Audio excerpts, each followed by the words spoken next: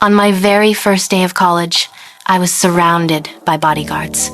My classmates whispered behind my back, and the whole situation made me miserable. Luckily, a guy sitting behind me raised his hand to ask a question, instantly drawing everyone's attention away from me. That was the moment I noticed him, a kind, unassuming boy. After class, I went up to thank him. I wanted to thank you for rescuing me in there. It was nothing.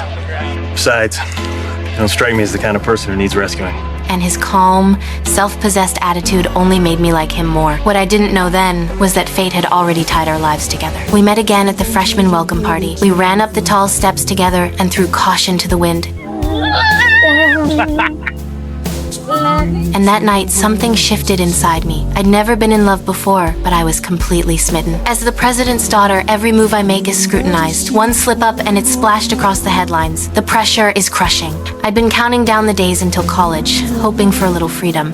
Instead, my father sent me off in a flashy motorcade and stationed bodyguards around me. Worse still, they were so jumpy that when a classmate showed up with a toy water gun, they tackled him to the ground. News of the incident spread across campus, and no one dared befriend me after that. I thought the guy named Jack was an exception, but he turned out to be one of my father's top agents. Every coincidence, his question in class, our meeting at the welcome party had been orchestrated to get close enough to protect me. What Jack didn't realize was that I'd already fallen for him. A few days later, I accidentally yanked down another student's pants during a scuffle, and the tabloids had a field day. Reporters swarmed the campus, forcing me to hide. I ducked into the security office, and there was Jack. Once he understood what had happened, he handed me his jacket so I could slip past the cameras unnoticed. We ended up at a little street food stall. It was my first time eating that kind of food, and maybe it was just because Jack was sitting across from me, but it tasted amazing. An elderly woman asked me to take a photo and mistook Jack for my boyfriend. I laughed and denied it, but inside, I felt a secret thrill. Afterward, we walked like a couple through the night streets. When the reporters closed in again,